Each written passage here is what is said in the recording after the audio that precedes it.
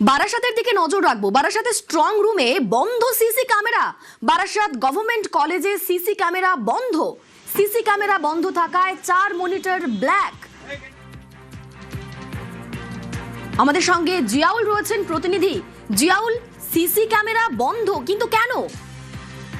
দেখো, এখনো পর্যন্ত 4:05 থেকে 8:22 পর্যন্ত একাধিক সিসিটিভি কিন্তু বন্ধ রয়েছে। বারাসাত গভর্নমেন্ট কলেজ যে স্ট্রং রুম রয়েছে সেই স্ট্রং রুমের সিসিটিভি ক্যামেরা বন্ধ। ফলে এই খবর পাওয়ার পরেই ঘটনাস্থলে আসে অশোকনগরের প্রাক্তন বিধায়ক এবং বর্তমান প্রার্থী নারায়ণ গোস্বামী। তিনি জানতে চান কেন সিসি ক্যামেরা বন্ধ রয়েছে।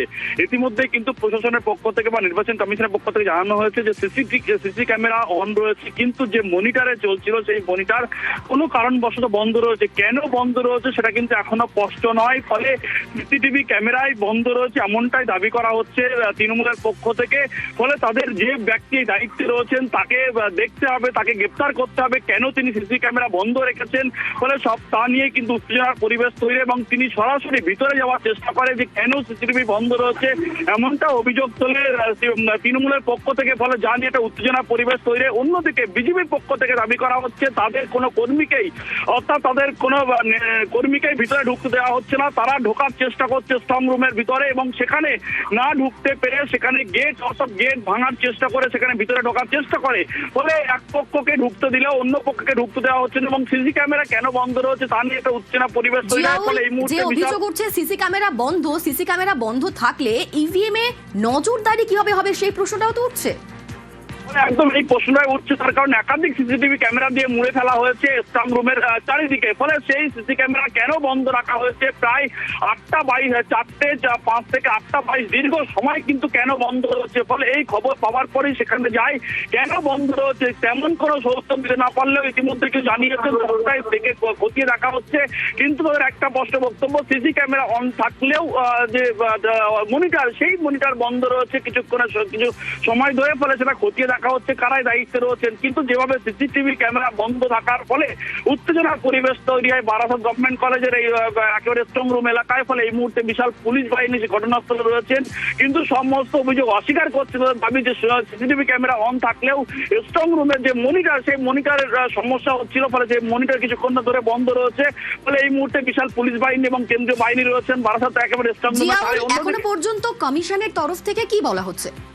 দেখো, কমিশনের তরফ থেকে স্পষ্ট করে দেওয়া হয়েছে যে সিসি ক্যামেরা বন্ধ হয়নি। মনিটর, অর্থাৎ যে মনিটর দেখার কথা সেই মনিটর কোনো কারণে সেটা বন্ধ হয়ে গেছিল। ফলে সিসি ক্যামেরা অন ছিল, তারপরেও তারা খতিয়ে দেখছে কেন বন্ধ রয়েছে। ফলে সবটাই যারা দায়িত্বে রয়েছেন সেগুলো খতিয়ে দেখা হচ্ছে।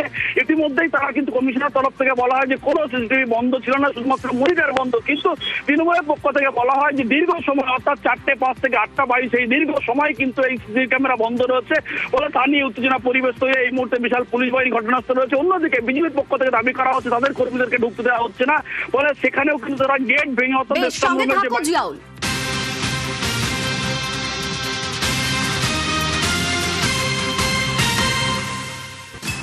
এবার বারাসাতে স্ট্রং রুম সংঘাত। প্রায় 4.5 ঘন্টা বন্ধ ছিল সিসি ক্যামেরা। সিসি ক্যামেরা বন্ধ থাকার অভিযোগ তৃণমূল প্রার্থীর। ঘটনাস্থলে অশোকনগরের তৃণমূল প্রার্থী নারায়ণ গোস্বামী। তৃণমূল প্রার্থী যে অভিযোগ করছেন সেই অভিযোগ অস্বীকার করেছে কমিশন। সিসি ক্যামেরা চলছে বলেই দাবি করছে কমিশন। ঠিক এই মুহূর্তের কি পরিস্থিতি জানবো, আমাদের সঙ্গে জিয়াউল রয়েছেন। জিয়াউল, আরো একবার জানবো যে এই যে তৃণমূল প্রার্থী সেখানে গেলেন, তিনি যে অভিযোগ করছেন, এই পরিপ্রেক্ষিতে এখন ঠিক কিরকম পরিস্থিতি? পুরোপুরি কিন্তু আরো নিরাপত্তা বাড়ানো হয়েছে স্ট্রং রুমের সামনে। কিন্তু এই যে দীর্ঘ সময় প্রায় 4 ঘন্টা, 4:05 থেকে 8:22 দীর্ঘ সময় ধরে কেন সিসি ক্যামেরা বন্ধ রয়েছে, অর্থাৎ কর্মীরা সেখানে উপস্থিত রয়েছেন, স্ট্রং রুমে উপস্থিত রয়েছেন, বাইরে উপস্থিত রয়েছেন, ওয়াচ করছেন, কিন্তু সেই সিসি ক্যামেরা কিন্তু দীর্ঘ সময় ধরে বন্ধ রয়েছে। ফলে এখানে নির্বাচন কমিশন বা কমিশনের একটা, অর্থাৎ এই যে অভিযোগ যেটা তৃণমূলের পক্ষ থেকে অভিযোগ করা হচ্ছে, এখানেই কিন্তু কোনো কারচুপি হতে পারে এমনটা কিন্তু অভিযোগ করা হচ্ছে। কিন্তু কমিশনের পক্ষ থেকে স্পষ্ট দাবি যে সিসি ক্যামেরা ক্যামেরা অন ছিল, কোনো সিসি ক্যামেরা বন্ধ ছিল না, কিন্তু সিসি ক্যামেরা থেকে যে মনিটর যে মনিটরে দেখার কথা সেই মনিটর কিন্তু দীর্ঘ সময় ধরে বন্ধ ছিল বলে সেটা খতিয়ে দেখা হচ্ছে। ইতিমধ্যে কিন্তু এলাকায় প্রচুর পুলিশ বাহিনী রয়েছেন, কেন্দ্রীয় বাহিনী রয়েছেন, ফলে এই মুহূর্তে যথেষ্ট উত্তেজনা ছড়িয়েছে, ফলে সেখানে কর্মীরা জড়ো হচ্ছেন, বিভিন্ন রাজনৈতিক দলের কর্মীরা জড়ো হচ্ছেন। কিন্তু যেভাবে এই সিসি ক্যামেরা দীর্ঘ সময় ধরে বন্ধ, কেন বন্ধ, কি কারণে বন্ধ, কার নির্দেশে বন্ধ করা হয়েছে, সবটাই খতিয়ে দেখছে। নজর থাক। ধন্যবাদ জিয়াউল। গণনার আগে গরম। বৃহস্পতিবার রাতে সাখাওয়াত মেমোরিয়ালে স্ট্রং রুমে যান মমতা বন্দ্যোপাধ্যায়। প্রায় 4 ঘন্টা থাকেন। ইভিএম লুটের চেষ্টা হলে জীবন মরণ লড়াইয়ের হুঁশিয়ারি দেন। ক্ষুদিরাম অনুশীলন কেন্দ্রের সামনেও মুখোমুখি তৃণমূল বিজেপি।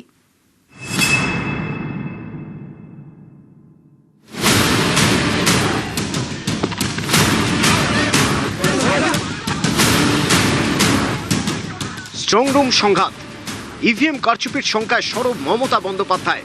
বৃহস্পতিবার রাতে তিনি যান সাখাওয়াত মেমোরিয়ালে। প্রায় 4 ঘন্টা সেখানে থাকেন। আমাকে তো দেখতে হবে মানুষ যে ভোটটা দিয়েছে সেই ভোটটা যাতে রক্ষা করা যাবে। আমাদের কাছে ভোটটা কমপ্লেন এসছে বলেই তো ছুটে এসছে। ইভিএম কারচুপির কোনো আশঙ্কা করছেন? হ্যাঁ, সেই জন্যই তো, কারণ ওখানে একমাত্র ওয়ান সাইডেড ভোটস আছে। মমতা বন্দ্যোপাধ্যায় স্ট্রং রুমে পৌঁছে গিয়েছেন।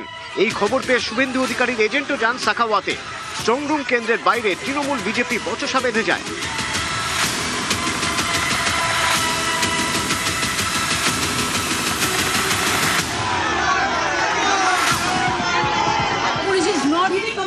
Working under us, जब से इलेक्शन डिक्लेयर हुआ है, they said they are under the election commission, and this super power, some super power is working and pressurizing them, and every day they are calling through video or the meeting or the WhatsApp, और उसको चमक देता है, उसको चमकाता है कि आप लोग को पेंडिंग का आपको केस लगा देगा, आपको सस्पेंड कर देगा, कुछ नहीं कर पाएंगे। Observer is only there. They don't have any role to play about that. যতদিন টিএমসির দাপট ছিল ওরা যা ইচ্ছা করতো আমরা কমপ্লেন করতাম। এখন হয়ে গেছে উল্টো। সেই জন্য সব জায়গায় নাটক। ভোটের দিন, ভোটের পরে এবং স্ট্রং রুমের রাজনীতি, এটা হচ্ছে হেরে যাওয়ার মানসিকতা।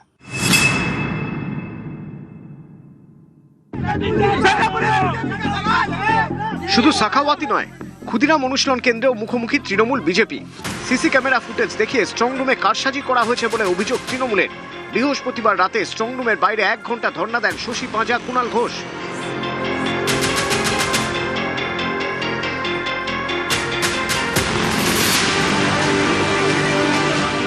ক্ষুদিরাম অনুশীলন কেন্দ্রের বাইরে জমায়েত করে বিজেপিও। বৃহস্পতিবার রাতেই ঘটনাস্থলে যান তাপস রায়, সন্তোষ পাঠক।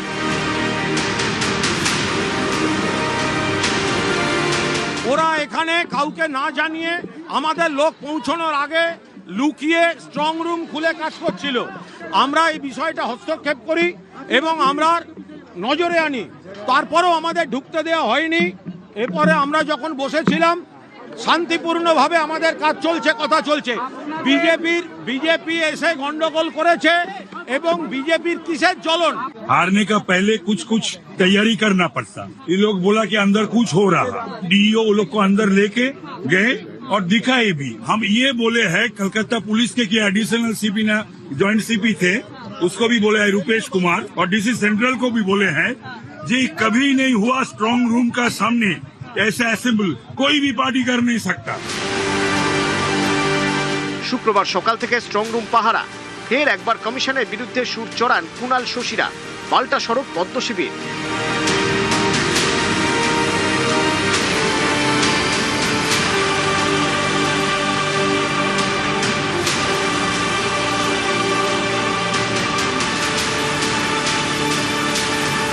সিইও ঠিক কথা বলছেন না। প্রথমে বলেছিলেন there is no movement at all.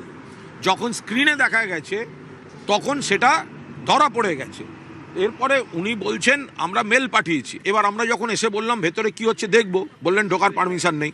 তা মেলই যদি দিয়েছেন তাহলে ঢোকার পারমিশন নেই, এটা আসছে কোথার থেকে? ফলে সিইও শাক দিয়ে মাছ ঢাকার চেষ্টা করতে গিয়ে ধরা পড়ে যাচ্ছেন। কালকে ওরা অনিয়ম করেছেন, তৃণমূল ধরে ফেলেছে।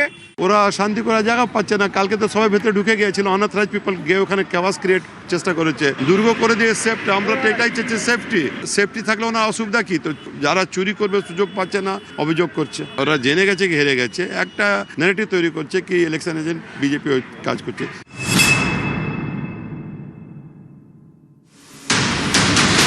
শুক্রবার সকাল থেকে স্ট্রং রুমের নিরাপত্তা আরো বাড়িয়ে দেয় কমিশন।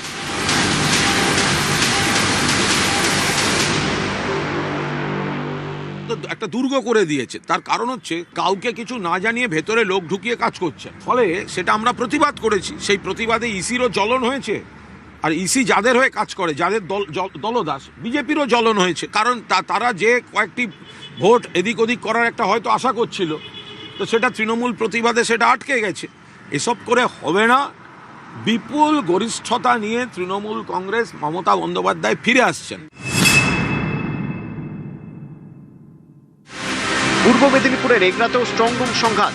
তৃণমূলের অভিযোগ, রিটার্নিং অফিসার ছাড়াই স্ট্রং রুমে ঢুকে পড়েন বিজেপির প্রার্থী। পুলিশের বিরুদ্ধে বিজেপির হয়ে কাজ করার অভিযোগ।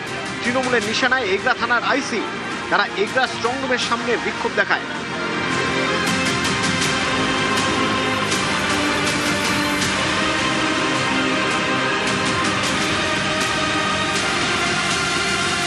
এগরার আইসি বিভিন্ন উচ্চ আধিকারিকের নাম নিয়ে 212 পটাশপুর বিধানসভা কেন্দ্রের বিজেপির ক্যান্ডিডেট তপন মাইতিকে নিয়ে স্ট্রং রুমের ভেতরে ঢুকে যাচ্ছিলেন। যে বা যিনি ক্যান্ডিডেট হবেন নিয়মই আছে আরও সঙ্গে নিয়ে যাবেন ভেতরে, কিন্তু আরও নেই, কেউ নেই। তাদের নাম ভাঙিয়ে আইসি এগরা বিজেপির দালালি করে বিজেপির ক্যান্ডিডেটকে স্ট্রং রুমে নিয়ে যাওয়ার চেষ্টা করছিল। তারই বিরোধিতায় আমরা সকলে মিলে এখানে উপস্থিত হয়েছি। আমি ভেতরে কোথাও ঢুকিনি। ভেতরে কোথাও ঢুকতে দেওয়ার নির্দেশ আছে নাকি? পুলিশ যেখানে ফার্স্ট রাউন্ড আছে, সেকেন্ড রাউন্ড ঠিকঠাক ডিউটি দিচ্ছে কিনা এন্ট্রি করে আমি 2 মিনিট ওইখানে সামনে থেকে ওদেরকে দেখেছি, আর এটা আমার অথরাইজ আছে, এটা আমি বলে ঢুকেছি। এখানে খুব সুন্দরভাবে শান্তিভাবে সব ঠিকঠাক চলছে। বিশৃঙ্খলা করে এরা হ্যাম্পার করার চেষ্টা করছে, কিন্তু করতে দেবো না। ভারতীয় জনতা পার্টি এখানে দাঁড়িয়ে আছে আর আমরা দাঁড়িয়ে আছি। উত্তর 24 পরগনার বনগাঁতেও স্ট্রং রুম নিয়ে সংঘাত। গণনা কেন্দ্রে সিসি ক্যামেরা নিয়ে একাধিক অভিযোগ। বিভিন্ন সময়ে সিসি ক্যামেরা বন্ধ কেন, প্রশ্ন তৃণমূলে। নিউজ 18 বাংলা। গায়ে ইউনিফর্ম, হাতে অত্যাধুনিক আগ্নেয়াস্ত্র। কালীঘাট থানার ওসি, তার পোস্টে রীতিমতো বিতর্ক। সোশ্যাল মিডিয়ায় পুলিশ অফিসারের পোস্টে বিতর্ক এবং কালীঘাট থানার ওসির বিরুদ্ধে কমিশনে তৃণমূল। কমিশনের হস্তক্ষেপ দাবি তৃণমূলের রাজ্য সহসভাপতির। মুখ্য নির্বাচন কমিশনার মুখ্য নির্বাচনী আধিকারিককে চিঠি কলকাতার পুলিশ কমিশনারকেও। ওসির পোস্ট আপত্তিকর বলে দাবি। ইউনিফর্মে আগ্নেয়াস্ত্র হাতে পোস্ট বেআইনি বলে দাবি। সমাজ মাধ্যম ব্যবহারে পুলিশের নির্দেশিকার উল্লেখ করেই সরব। জয়প্রকাশের প্রশ্ন, অত্যাধুনিক আগ্নেয়াস্ত্র আদৌ ওসির জন্য বরাদ্দ? জয়প্রকাশের প্রশ্ন, অত্যাধুনিক অস্ত্র ব্যবহারের প্রশিক্ষণ আছে ওসির? হুমকির সুরে ক্যাপশন বলেও দাবি জয়প্রকাশ মজুমদারের। ভোটের মধ্যেই হুমকির সুরে ক্যাপশন বলে দাবি করা হচ্ছে। 29 মার্চ কালীঘাট থানার ওসি বদল করা হয়। পরে দ্বিতীয় দফা ভোটের আগেও ওসি বদল করে নির্বাচন কমিশন। কালীঘাট থানার দায়িত্বে আসেন গৌতম দাস। কলকাতা পুলিশের স্পেশাল ব্রাঞ্চের অফিসার গৌতম দাস। এবার সোশ্যাল মিডিয়া পোস্টে বিতর্কে কালীঘাট থানার নতুন ওসি, এবং এই বিতর্কের পরে পোস্ট ডিলিট করেন কালীঘাট থানার ওসি।